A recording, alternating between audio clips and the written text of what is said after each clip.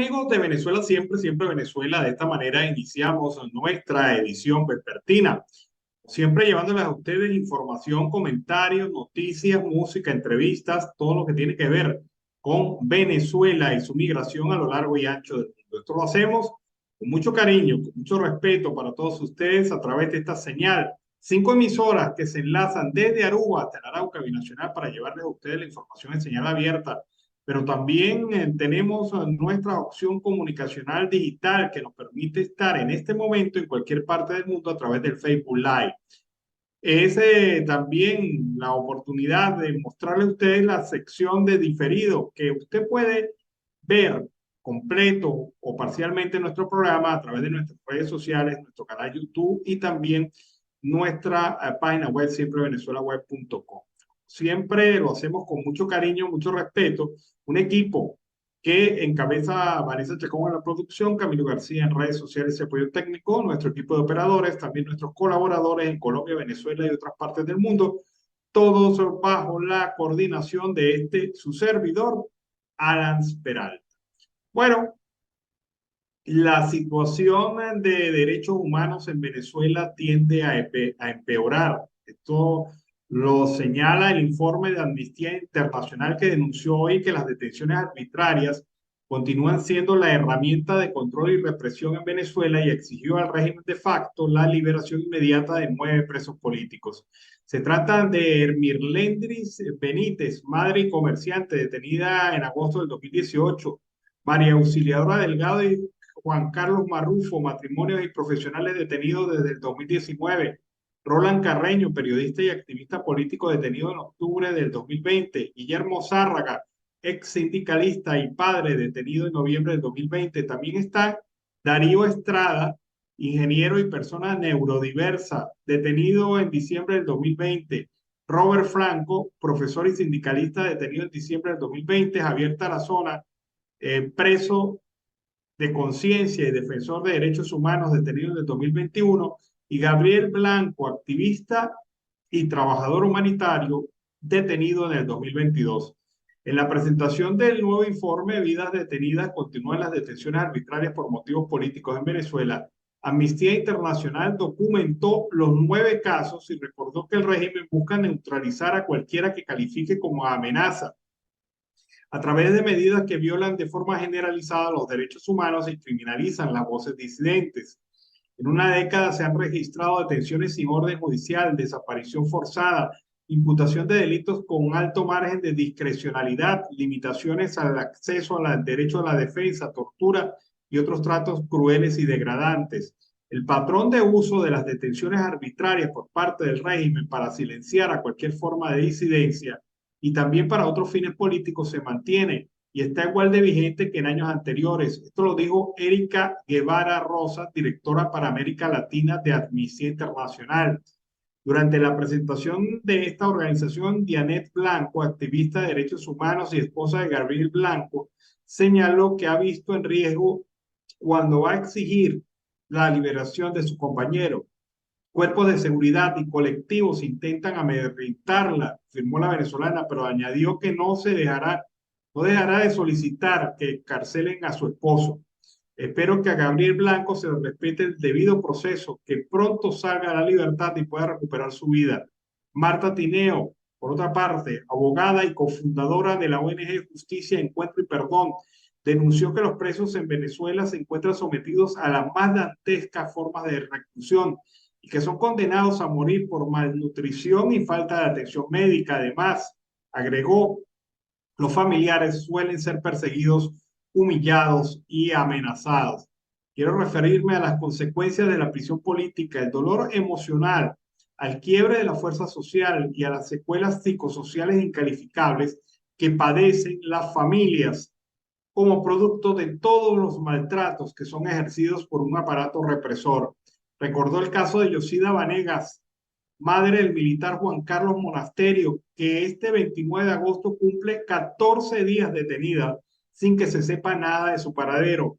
Apuntó que se trata del famoso método Siffenhaft, copiado de la Alemania de la Segunda Guerra Mundial, la Alemania nazi, a través del cual el gobierno remete contra familiares de los presos o acusados políticos. Foro Penal ha asegurado, por otra parte, que desde el 2014 hasta la fecha, al menos 15.803 personas en Venezuela han sido detenidas en una clara violación a sus derechos fundamentales. Guevara Rosas indicó que entre 240 y 310 personas se encuentran arrestadas por motivos políticos actualmente. En la gran mayoría de los casos, lo que da lugar es al inicio de la investigación e incluso que las personas pasen años en detención preventiva sin ser cabalmente juzgadas es única y exclusivamente un acta policial o levantada por el cuerpo de seguridad que realiza el arresto y hasta ahí se llega. No existe mayor evidencia, dijo Gonzalo Ojimio, presidente del Foro Penal. Por su parte, Francisco Cox, integrante de la Comisión de Determinación de Hechos sobre Venezuela, expresó que en el primer informe publicado se concluyó que entre el 2014 y el 2020 se cometieron graves violaciones a los derechos humanos en Venezuela. Determinamos que existía una política del gobierno de silenciar o aplastar a los opositores o personas que son percibidas como tales. Apuntó que dos de los organismos investigados son la Dirección General de Contrainteligencia Militar, DGCIN, y el Servicio Bolivariano de Inteligencia Nacional, SEBIN, quienes operan al margen de la ley y por orden directa del régimen. Lo que pudimos detectar fue que en el SEBIN hay dos personas que dan instrucciones directas. Por una parte, Diosdado Cabello y por la otra, el presidente de facto, Nicolás Maduro, para la detención y el seguimiento. Reiteró que muchas de las detenciones se llevan a cabo sin una orden judicial que les justifique. Además, los funcionarios admitieron haber plantado evidencia como práctica habitual. Las condiciones de detención son claramente violatorias de cualquier estándar internacional, pues no solo se limitan a la tortura, la falta de alimentos y atención médica, sino en el trato que reciben los familiares y los abogados, ha dicho Cox. Este es el panorama más claro sobre el tema de violación de derechos humanos en Venezuela. El informe de Amnistía Internacional, los informes de la misión de verificación de hechos, la investigación que ha realizado la Corte Penal Internacional, las denuncias de ONG, la situación de Provea, la situación de otras organizaciones sociales que han venido denunciando este tema. En fin, todo configura un patrón claro de violación de derechos humanos en donde la estrategia del gobierno es ordenar detenciones arbitrarias, ordenar secuestro e incluso asesinatos.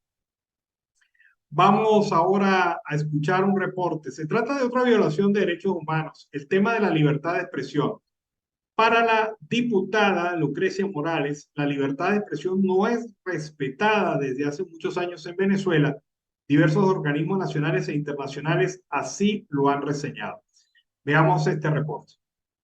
Recordar que la libertad de expresión es un derecho consagrado no solo en las leyes de la República, sino en el derecho internacional, y que tal derecho se refiere a la garantía que deberían tener todos los ciudadanos a opinar, a recibir y difundir información sin otras restricciones que no sean aquellas que la propia conciencia determine.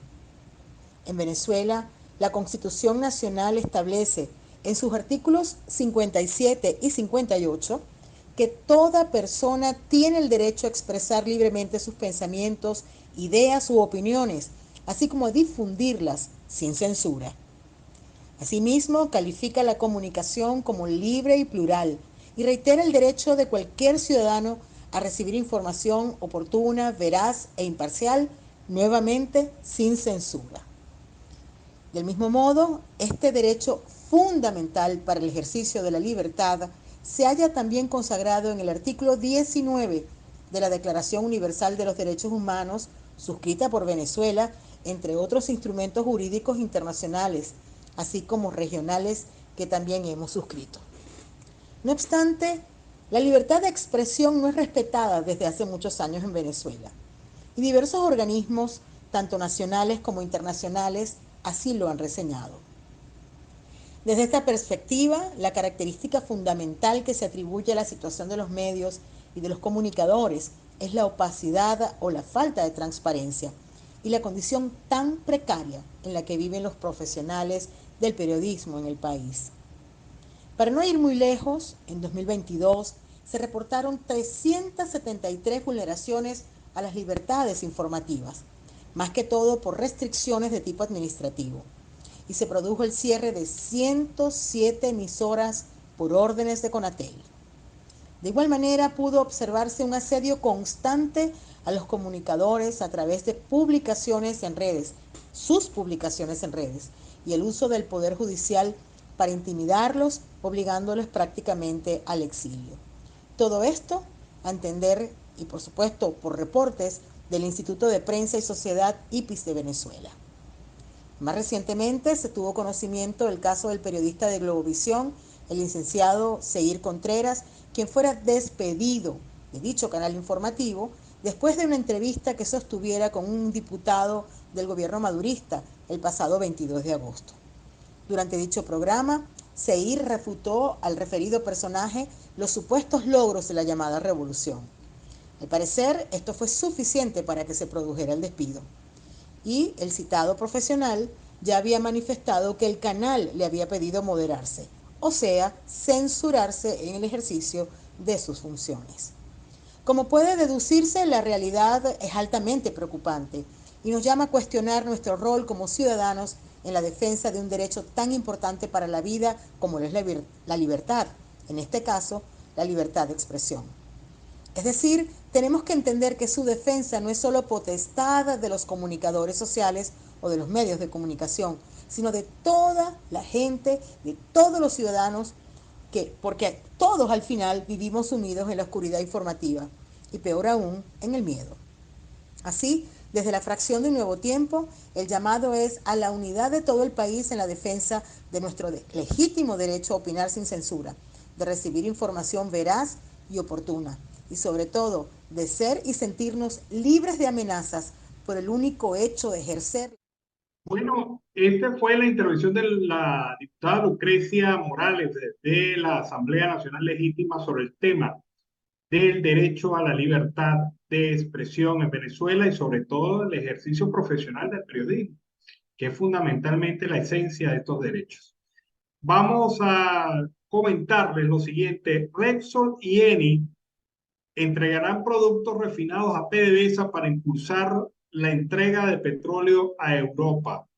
Un primer cargamento de nafta llegará esta semana a Cardón. De acuerdo a fuentes familiarizadas con el asunto, esto podría ayudar a Venezuela a aliviar la escasez intermitente que ha provocado largas colas en las estaciones de servicio en los últimos años. ¿Cuál es el negocio? Repsol y Eni entregan estos productos químicos y se lleva como forma de pago petróleo en canje.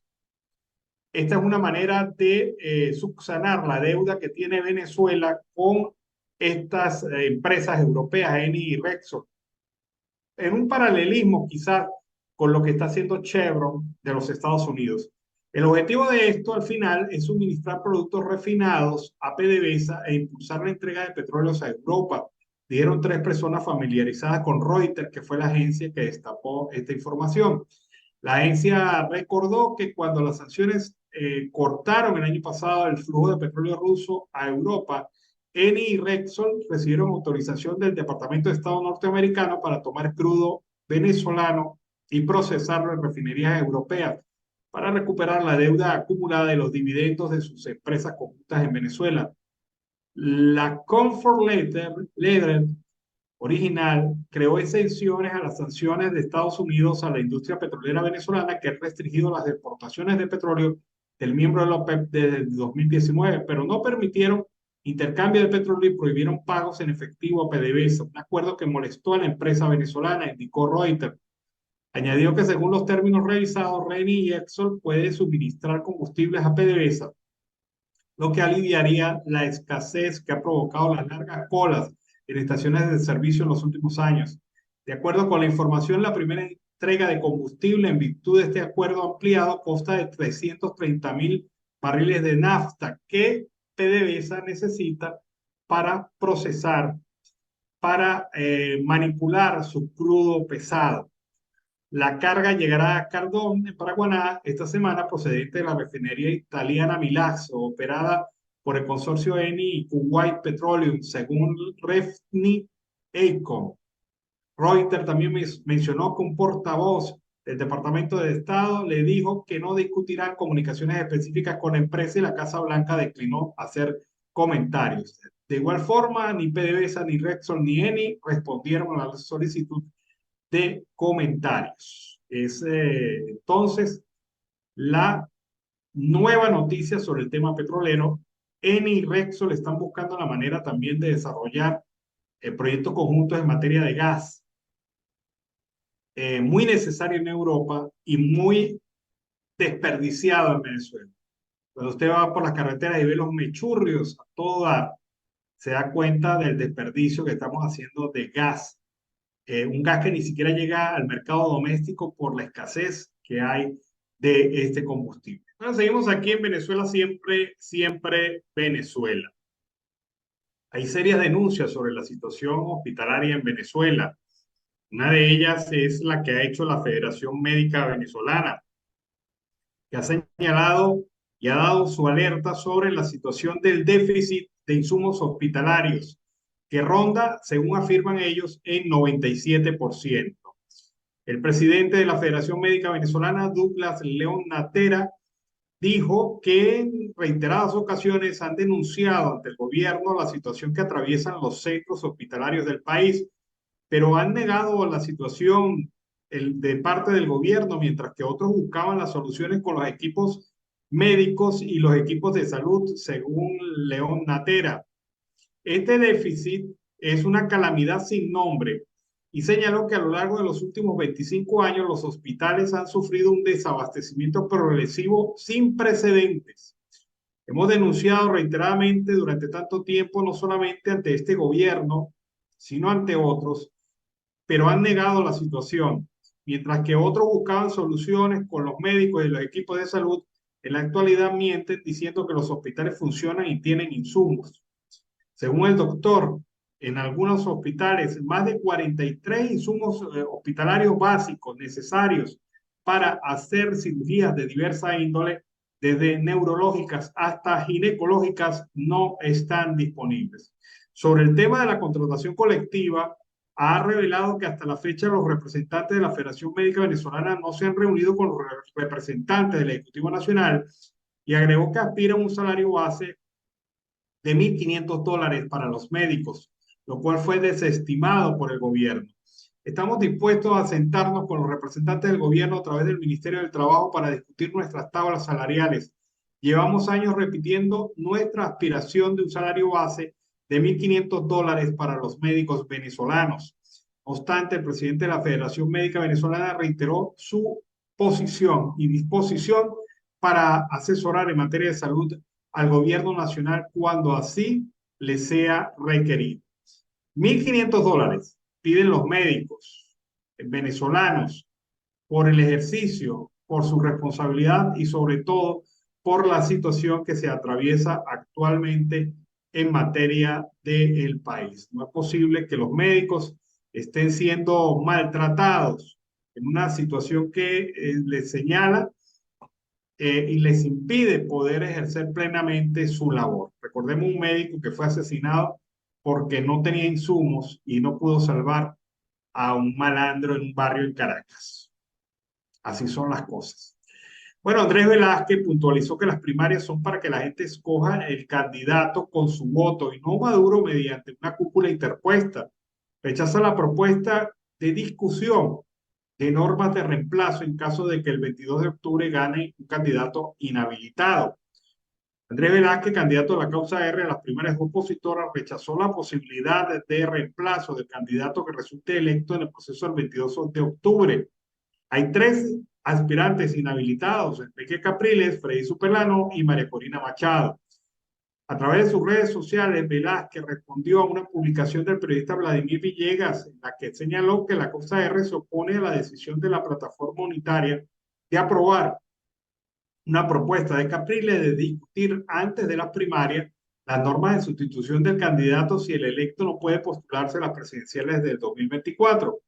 Claro que nos opusimos. La primaria no es de una cúpula, la primaria es de la gente para que escoja el candidato con su voto y no Maduro mediante una cúpula interpuesta. Tendrán que leer muy bien los resultados y acatarlos. Que esto se filtre ratifica nuestra postura. El G4 se acabó, subrayó Andrés Velázquez. El 23 de agosto, el candidato independiente Andrés Caleca enfatizó en que es necesario presionar para que el candidato que resulte electo en las primarias del próximo 22 de octubre pueda participar en las presidenciales, pero no descartó lograr otras opciones para enfrentar un impedimento de inscripción. Hay que presionar, afirma Caleca, para que este candidato pueda participar, pero si no se logra ese objetivo, hay que buscar formas, mecanismos que se puedan emplear si el gobierno insiste en violar el derecho a la participación, gane quien gane. Por otra parte, la secretaria general de la causa R, Andrea Tavares, destacó hoy que el proyecto político y programático que propone Andrés Velázquez se llama La Venezuela Digna y Sustentable y se basa en tres ejes centrales: la dignificación de las personas, de la economía y de la política. Es la posición entonces que tiene la gente de Andrés Velázquez sobre este tema. Bueno, y el diputado Eliezer Ciri ha señalado que el régimen desde hace mucho tiempo viene haciendo presión en contra de los dueños de medios de comunicación, productores de programas de opinión y en contra directa de los propios periodistas. Escuchemos la declaración del diputado Eliezer Ciri. La forma como el régimen desde hace mucho tiempo viene ejerciendo presión en contra de los dueños de los medios de comunicación, en contra de los productores de uno u otro programa de opinión, como de igual manera en contra de los periodistas, en contra de los comunicadores sociales, que en un momento determinado se atreven a emitir una opinión con relación a la situación crítica que hoy estamos padeciendo los venezolanos. En nuestro caso fuimos víctimas en el año 2021. No fuimos invitados a los programas de opinión porque habían órdenes expresas del gobierno de que no nos dieran la oportunidad de podernos expresar a través de los distintos programas de opinión existentes en el Estado. Incluso hubo un medio, un programa, mejor dicho, que le fue retirado del espacio de una emisora porque simplemente permitió que este servidor fuera a expresarse a través de una emisora de carácter local. De manera que no es nuevo lo que hoy viene ejerciendo el régimen. En la medida que las cosas avancen, en la medida que sientan que el sol pega más en la espalda, obviamente por sus propias características de gobierno dictatorial, seguirá ejerciendo presión, callando esas voces que de alguna u otra manera tienen en cierto momento de la vida la posibilidad de expresarse con cierta libertad, en función de dar a conocer las diferentes inquietudes, la situación difícil que hoy atraviesa nuestro pueblo y por supuesto las denuncias que puedan transmitirse por las calamidades, por los abusos, por los atropellos que algún funcionario de uno u otro gobierno comete contra el pueblo venezolano. De manera tal que nosotros debemos rechazar categóricamente y llamar a los organismos internacionales, a las organizaciones no gubernamentales que tienen que ver con hacer el seguimiento a la conducta de los gobiernos en función de evitar, limitar, cercenar la libertad de expresión que debe existir en cualquier país donde existe democracia, pero obviamente como aquí sabemos que no existe una democracia plena, es lógico que este tipo de atropellos puedan cometerse, es lógico que el gobierno, ante las circunstancias existentes de un debilitamiento tan profundo de su gestión por malo, por bandido, tengan que ejercer ese tipo de presiones contra cualquier ciudadano que dentro de las responsabilidades o de las facultades constitucionales y legales pudiera emitir un juicio en contra del gobierno o pudiera emitir una opinión relacionada con... Bueno, es la posición del diputado Eliezer Ciri sobre el tema de la persecución que desarrolla el régimen de facto en contra de los medios y periodistas independientes en Venezuela. Bueno, los familiares de los considerados presos políticos resultan sometidos a persecución, humillación y amenazas, afirmó la organización no gubernamental Encuentro Justicia y Perdón, que estima que existe 1 millar de personas que sufren este tipo de atropellos en el país. Los familiares de los presos políticos se someten constantemente a la persecución, a la humillación, amenazas y amedrentamiento de las más variadas afrentas contra su dignidad, denunció la coordinadora de esta ONG, la abogada Marta Tineo, durante un foro virtual organizado por Amnistía Internacional. En el encuentro aseguró que se trata de al menos 1.000 venezolanos que tienen sus vidas detenidas y padecen consecuencias como el dolor emocional, el quiebre de la fuerza moral y las secuelas psicosociales incalificables que implica tener a un familiar tras las rejas siendo inocentes, como asegura la defensa. Hablo del dolor de las familias enteras de presos políticos, sin contamos a sus familiares. Hablaremos entonces de más de 1.000 venezolanos que sufren el rigor de la prisión política. Insistió tras recordar que en el país hay cerca de 300 personas encarceladas por motivos políticos, según organizaciones de defensa de derechos humanos. Aseveró que estos privados de libertad se les percibe por el poder en Venezuela como opositores, disidentes e incluso enemigos internos, y sufre un patrón que supone la extensión de la persecución a sus familiares con el objetivo de convertirlos en seres cada vez más invisibles. Tras su denuncia, Tinero solicitó con urgencia que se solicite desde instancias internacionales la liberación de estas personas. Durante el foro, la ONG Foro Penal aseguró que los cuerpos de seguridad de Venezuela han practicado 15.803 arrestos arbitrarios, todos por motivos políticos desde 2014. El vicepresidente de esta organización, Gonzalo Gimió, explicó que actualmente hay 282 personas materialmente privadas de su libertad por esos motivos, de las cuales 156 no reciben su condena y 126 se encuentran sentenciadas en condiciones sumamente irregulares. Es la situación de los presos políticos. Y bueno, en relación a la crisis migratoria, hay un trabajo interesante preparado por el canal Caracol TV sobre esta situación del tapón del Darién entre Colombia y Venezuela. Más de 3.000 personas intentan diariamente cruzar esta zona agreste del planeta. Las filas de migrantes que atraviesan la selva se extiende a lo largo de 2 kilómetros. Por el llamado Río de la Muerte, que su nombre es Río Turquesa, los migrantes cada día cruzan el tapón del Darién buscando llegar a los Estados Unidos. En ocasiones hasta llevan bebé en los brazos. Dicen que las aguas del Río de la Muerte arrastran a diario migrantes que no logran sobrevivir de la corriente. Los testimonios sobre estos riesgos son los que hoy hacen que migrantes como Simoney Álvarez piensen distinto de su aventura por esta inhóspita región de Colombia.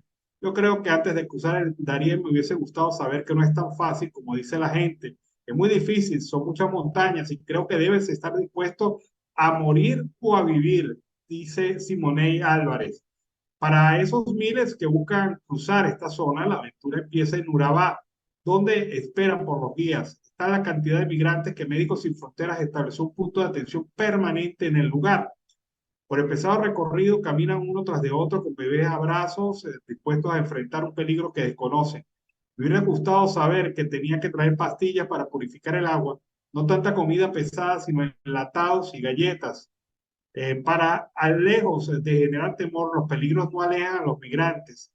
El 25 de agosto del 2023, Carlos Fernando García, director de Migración Colombia, comentó una cifra impresionante. El año pasado, en noviembre, estaban pasando de 800 a 1.000 personas diarias, personas que salían de Necoclí rumbo a atravesar el Golfo de Urabá para llegar a pueblos como Acandí, Capurganá y posteriormente atravesar la selva del Darién. Y hoy en día ese promedio se eleva a 3.000 personas diarias.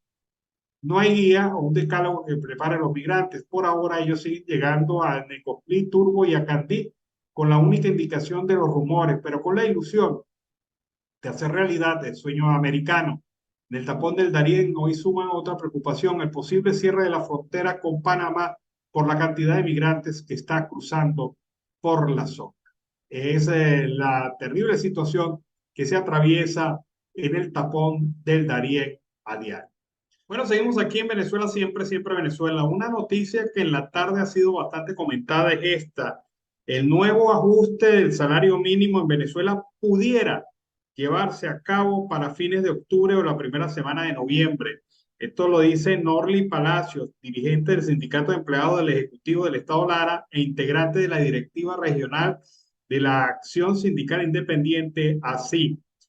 En declaraciones a varios medios de comunicación, Lara explicó que tal acuerdo es una de las medidas que se aprobó en el denominado Foro de Trabajo Social que se desarrolla actualmente en Caracas. Recordó que esta actividad participan representantes de la CTV, de así el gobierno nacional y empresarios. Asimismo, mencionó que estos encuentros cuentan con el aval de la Organización Internacional del Trabajo. Precisó que entre los avances de diálogo se aprobó la metodología respectiva para la fijación del salario mínimo de los trabajadores. En este sentido, añadió que todos dependen de que los involucrados la cumplan. En relación al monto del ajuste salarial, la dirigente prefirió no especular sobre la suma. Sin embargo, expresó que a su juicio no llegará a los $100, al menos en un principio. Así que, dos informaciones. Pudiera darse el aumento salarial a finales de octubre, principios de noviembre. Lo segundo, este aumento salarial nunca será superior a $100. En tercer lugar, hay la aprobación de un mecanismo para el cálculo del salario mínimo. Y bueno, hay que prenderle la vela a todos los santos porque la verdad es que ver para creer. Este gobierno se caracteriza por tirar esas bolas de humo, esperar respuestas de la opinión pública y mantener el suspense. Así lo ha hecho durante mucho tiempo. Bueno, mientras esto ocurre, el dólar paralelo no da tregua. Con el incremento que ha experimentado en las últimas horas, el dólar paralelo se deslinda ligeramente del tipo de cambio oficial marcado por el Banco Central de Venezuela, que alcanza 32,4 bolívares. Los intentos de la administración del presidente de facto por contener el tipo de cambio no han dado los resultados esperados, pues todos los días se incrementa ligeramente y hoy, 29 de agosto, ya se cotiza en 34,28 en el mercado paralelo. El dólar paralelo, que marca la cuenta oficial de Twitter Monitor Dólar Venezuela, superó la barrera de los 34 en las últimas horas, después de permanecer en torno a los 33 en los últimos 15 días. De esta manera, el tipo de cambio registró un aumento desde los 33,94 bolívares al cierre del lunes a 34,28 bolívares al final de la jornada de martes, es decir, un incremento de 0,34 bolívares, un 1% en un solo día.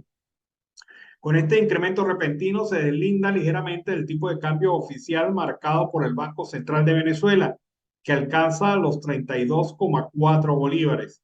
Esta diferencia afecta al comercio formal, que se rige por el tipo de cambio oficial y vende sus bienes y servicios a la tasa indicada por el Banco Central de Venezuela, que es de 32,4 bolívares, mientras que los ciudadanos y los comerciantes informales toman como referencia el dólar paralelo en 34,28.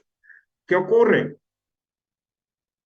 Que aquellos que se benefician de obtener el dólar oficial lo colocan en el mercado al precio paralelo y se están ganando por la operación una buena cantidad de dinero, aunque hay algunos que los acaparan simple y llanamente con la idea de ver mejoras en el precio en las próximas semanas. Por otra parte, la evidencia de la devaluación del bolívar no cesa, pues cada vez son necesarios más bolívares para obtener la misma cantidad de dólares. El incremento del tipo de cambio fue de 7,5% en el último mes, al pasar de 31,86 bolívares a los actuales 34,28. La diferencia es mucho mayor si se evalúa la variación experimentada por el tipo de cambio en el transcurso del año, pues ha incrementado su precio 84,79% desde los 18,55 en los que cerró el año 2022. Dicho de otra forma, en el transcurso de los últimos meses, el bolívar ha perdido 45,89% de su valor frente al dólar.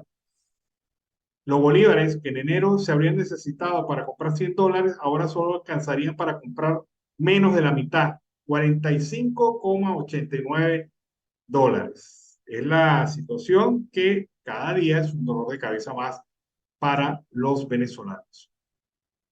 Y bueno, después de haber hecho desastres, después de haber avanzado sobre la destrucción institucional del país, la ilegítima, la Asamblea Nacional levantó la sesión permanente declarada el pasado 15 de agosto cuando culminó el primer periodo de sesiones de este año y declaró receso parlamentario. La extensión tuvo como motivo el nombramiento del nuevo Consejo Nacional Electoral, por lo que una vez concretado el Parlamento con mayoría chavista declaró el receso hasta el 15 de septiembre. El 24 de agosto la plenaria designó los nuevos rectores principales y suplentes del CNE, pero convocó una nueva sesión hoy, 29 de agosto, para autorizar el nombramiento de 2 embajadores por parte del régimen. Juan Carlos Fernández Juárez es el nuevo embajador en la República de Vietnam, mientras que Freddy Molina será el máximo representante diplomático de Venezuela ante Turquía. Culminada la agenda del día, Jorge Rodríguez sometió a votación el levantamiento de la sesión permanente y agradeció a los diputados por el trabajo realizado durante el mes desde enero. Esta vez no ofreció un balance de leyes aprobadas ni de actos legislativos, estaban de vacaciones, mentalmente estaban ya fuera, ya estaban paseándose por Europa, que le gusta mucho a Jorge Rodríguez, y finaliza así el primer periodo de sesiones de la Asamblea Nacional. El Parlamento ilegítimo sancionó 11 leyes entre enero y julio del 2023 y 70 desde la instalación del Poder Legislativo en el año 2021. Hubo persecución a la disidencia, hubo leyes anti-ONG, nuevo CNE. Eso fue prácticamente lo que hizo la Asamblea Nacional ilegítima durante este periodo de sesiones. Vamos ahora a escuchar este reporte. Reapareció Bernabé Gutiérrez, dijo que no estaba perdido, sino que estaba trabajando. Y lo hizo, fíjense ustedes qué cosa, en la presentación del plan de gobierno de Carlos Alvarado, el candidato independiente, el candidato de COPEI para las elecciones del 2024, este candidato presidencial. Así que el ADECO Bernabé Gutiérrez solidarizándose y apoyando al copellano Carlos Alvarado. ¿Qué los une a los dos? Que ambos han sido beneficiados de decisiones del Tribunal Supremo de Justicia, que les ha entregado las llaves del partido y los símbolos del partido a cada uno de ellos. Pero escuchemos a Bernabé Gutiérrez, es interesante lo que dice. Repleto de afecto y de amor por otra organización política distinta a Acción Democrática como es el partido COPEI. Un partido histórico como Acción Democrática. COPEI y Acción Democrática hemos construido Venezuela. Hemos demostrado ser demócratas, porque cuando nos ha correspondido ser oposición, hemos hecho oposición con lealtad, con mucha mística. Y hoy acá, acompañando al jefe de COPEI, Juan Carlos Alvarado, quien es su candidato presidencial, donde estuvieron otras fuerzas políticas de oposición como Primero Venezuela, El Cambio, Cambiemos, Mi Unidad, otras organizaciones políticas. Acá en el estado de Aragua celebramos el mensaje unitario de Juan Carlos Alvarado. Eso es lo que Venezuela nos está pidiendo a todos los dirigentes que hacemos oposición a Nicolás Maduro. Bueno, en la situación entonces, Bernabé Gutiérrez en el acto de COPEI, alabando a COPEI, y Alvarado alabando a Bernabé Gutiérrez en su acto de presentación de su programa de gobierno. Interesante, ¿no? ¿Qué giros da la vida? Bueno, estudiantes universitarios acudieron a la sede del Consejo Nacional Electoral y no fue a estudiar, fue a exigir a los nuevos rectores que habiliten más puntos móviles para el registro electoral con el fin de garantizar la inscripción de jóvenes de cara a las elecciones presidenciales previstas para el próximo año del 2024. Jesús Mendoza, presidente de la Federación de Centros Universitarios de la Universidad Central de Venezuela, junto con representantes de otras casas de estudios del país, informó a medios de comunicación que entregaron un documento ante el Poder Electoral con las peticiones. Entregamos un documento en el que exigimos a los nuevos rectores que se pongan puntos móviles de registro electoral en las diferentes casas de estudio, porque somos más de 2 millones de jóvenes que no estamos inscritos. Señaló que esta gente que no está inscrita Es ilógico andar pensando en abrir nuevos centros de votación y no abocarse a la inscripción de los nuevos votantes. Indicó que solamente en la UCB alrededor del 25% de los jóvenes no está inscrito para ejercer el derecho al voto. Es el momento de ponerse a trabajar y no perder más tiempo. Les exigimos que en el próximo directorio se trabaje en la municipalización y la parroquialización de los registros electorales, afirman los jóvenes Jesús Mendoza, presidente de la Federación de Centros Universitarios de la UCB, y otros representantes de las casas de estudio en todo el país. Bueno, hay otro reporte importante, el de Rachid Yazbek, dirigente político de Guayana, quien explica por qué en Venezuela tenemos el déficit eléctrico allá generándose el 98% de la energía eléctrica del país, y él responde a la pregunta por qué a pesar de eso tenemos déficit eléctrico. Vamos a escuchar al dirigente político Rachid Yazbek. Estamos en Puerto Ordaz, Ciudad Guayana. Aquí al fondo tenemos el río Caroní, que durante más de 50 años antes que llegara la revolución, se construyeron Macagua, Guri, Caruachi. Y hoy te voy a hablar del mayor fantasma que tiene la revolución aquí en Ciudad Guayana, que es razón por la que hoy en Venezuela no tienes electricidad en tus casas y tienes tanta falla. Entre Macagua, Caruachi y Guri debería estar Tocoma, una represa donde gastaron más de 10.000 millones de dólares, que apenas cuesta 3.000, puesta en funcionamiento y hoy no funciona. Ese es el fantasma que tú has dejado aquí, Maduro. Por eso que no hay electricidad en Venezuela. Bueno, y además hay que sumarle las otras irregularidades en el sistema de transmisión de redes, en el sistema de distribución, en las subestaciones, en el tema de las fallas constantes y el olvido de grandes proyectos hidroeléctricos de Venezuela como Uribante Caparo. Y así un sinnúmero de proyectos y de situaciones que uno señala y puede responsabilizar directamente al régimen, no hay otro. No hay que decir que fue el imperio ni que fue las sanciones, porque Uribante Caparo y Tocoma se tenían que haber construido y finalizado hace tiempo. Y miren ustedes, se gastaron los reales y no hicieron absolutamente nada. Un robo, una estafa, una situación recreativa, unos lagos recreativos, pero para nada más. Vamos a señalar esta información, el tema del gas doméstico en Venezuela, una situación que tampoco se soluciona en la brevedad del caso. En varias zonas de Venezuela, el país que tiene la octava reserva gasífera del mundo, el suministro de gas para uso doméstico es intermitente, pese a que ya se cumplió 3 meses de que el presidente de facto dio a sus funcionarios órdenes para solucionar los graves problemas que se arrastran desde hace años en este servicio.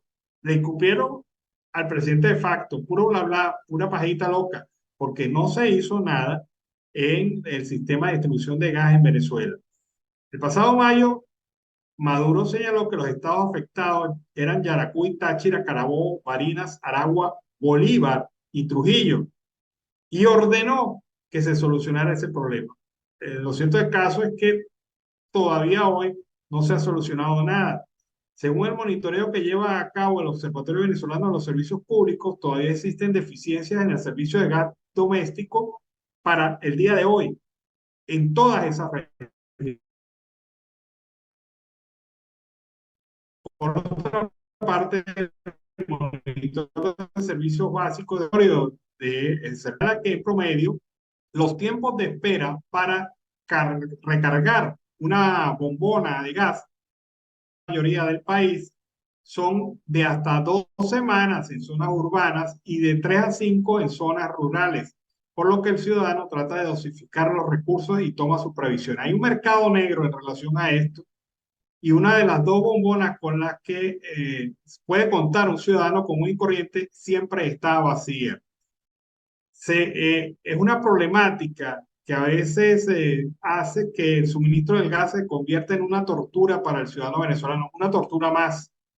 La espera es mayor en poblados diversos, donde los habitantes reciben el aviso para recargar la bombona cada 2 meses y luego tienen que entregarla y esperar hasta 2 semanas para recibirla llena. También, además, solo permiten un cilindro por familia, señaló a la agencia EFE una residente. Según el monitor de servicios básicos, entre el 20 y el 30% de la población recibe gas directo y el resto depende de bombonas. Una reciente encuesta elaborada por el observatorio a 2.300 personas en ciudades y zonas rurales reveló que el 60% de los venezolanos considera que el proceso de llenado de las bombonas es inestable e incierto. Además que es increíble que se lleven las bombonas y te las regresen después de 3 semanas. Además, el 65% de los ciudadanos han optado por pagar tarifas extras para obtener preferencias en el suministro, es decir, colaborar con la corrupción. Con esta información cerramos nuestra edición del día de hoy, la vespertina. Como siempre, lo hemos hecho con mucho cariño, con mucho respeto para todos ustedes a través de esta señal. 5 emisoras que se enlazan para llevarles a ustedes la información en señal abierta. Y también nuestra plataforma digital que nos permite estar en cualquier parte del mundo. Ha sido un equipo que se ha empeñado en llevarles a ustedes la mejor información. Nos despedimos hasta mañana. Que pasen una feliz noche. Nos encontramos en Siempre Venezuela. Siempre Venezuela es un programa que te brinda las mejores noticias, comentarios, análisis, entrevistas y música. Información sin censura en la voz de los protagonistas. Todo un equipo de producción de primer nivel. Siempre Venezuela lo encontrarás en las radios de tu preferencia. O si no, visítanos en nuestras plataformas digitales. Siempre Venezuela Radio. En Instagram, Facebook y Twitter. De lunes a viernes le decimos lo que en Venezuela prohíben. Porque somos Venezuela siempre, siempre Venezuela.